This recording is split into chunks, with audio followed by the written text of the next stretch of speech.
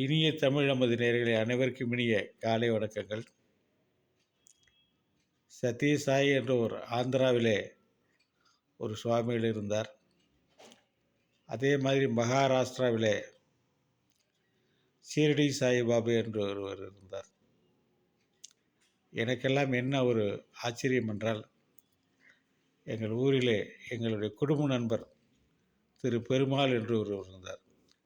அவர் திராவிட கழகத்திலும் சரி, திராவிட முன்னேற்ற கழகத்திலும் மிகுந்த ஆழ்ந்த பற்று கொண்டவர். அவர் சுவாமி என்றால் அதை நம்ப மாட்டார். எங்கே இருக்கிறது என்று கேட்பார். ஆனால் நாங்களும் அவர்களும் மிக நெருங்கிய குடும்ப நண்பர்கள். அவர் ஒரு தடவை அது எப்படி என்று தெரியவில்லை, யாராவது நண்பர்கள் அழைத்து சென்றார்களோ, உறவினர் சென்றார்களோ, அவர் அந்த ஆந்திர பிரதேசத்தில் உள்ள சத்யசாயி கோயிலுக்கு சென்றார். போயிட்டு வந்ததுக்கு அப்புறம் மிகுந்த பக்திமானாக மாறிவிட்டார். இது எப்படி நடந்தது என்று எங்களுக்கு ஒன்றுமே புரியவில்லை. அதேபோல் எங்களுக்கு ஈரோடு சம்பத் நகரிலே ஒரு வீடு இருந்தது. அந்த வீட்டின் மேலே ஒருவர் நல்ல ஆழ்ந்த பக்தி உள்ளவர் அவர் இருந்தார். அவர் ஐஎஸ்ஆர்ஓவில் பணிபுரிந்தார். அதே மாதிரி இந்த தேர்தல் கமிஷனில் தலைவராக ஒருவர் இருந்தார். மிகுந்த அனுபவம் வாய்ந்தவர். அவர் காலத்தில் மிகுந்த கண்டிப்போடு அந்த தேர்தல் கமிஷன் நடந்து வந்தது. அவரிடத்தில் டெப்டி செக்ரட்டரியாக இவர் இருந்தார்.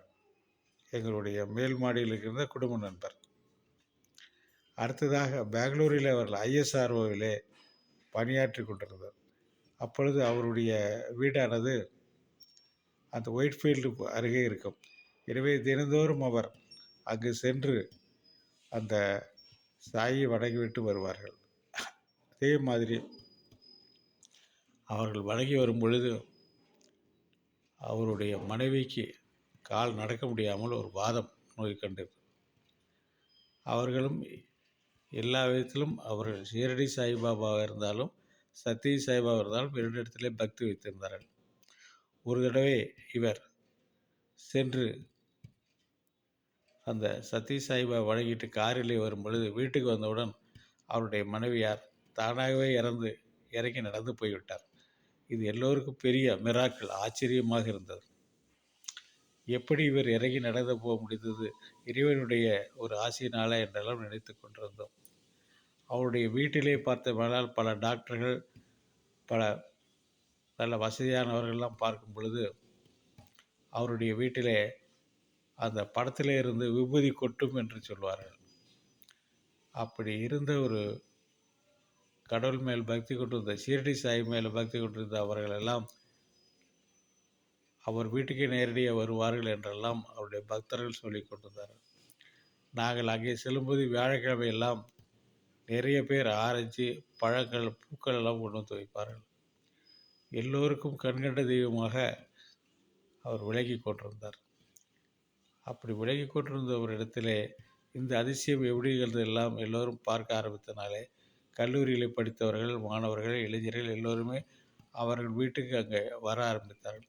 அது ஒரு வீடாக இல்லை, ஒரு கோயில் போல் அந்த வீடு இருந்தது.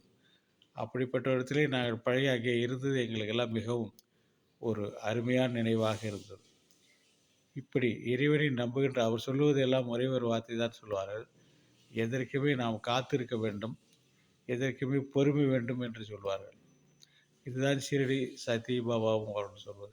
எனவே இன்றைக்கு இருக்கிற இளைஞர்கள் எல்லாம் எதையும் மனசார நம்ப வேண்டும், அவர்கள் அதன் காலத்திற்காக காத்திருக்க வேண்டும் என்பதை சொல்லி, இந்த நல்ல நேரத்தில் இந்த இரண்டு பெரியவர்களும் சிந்திக்கக்கூடிய ஒரு எண்ணம் ஏற்பட்டதற்கு அனைவருக்கும் நெஞ்சாத நன்றியை தெரிவித்துள்ளேன். நன்றி, வணக்கம்.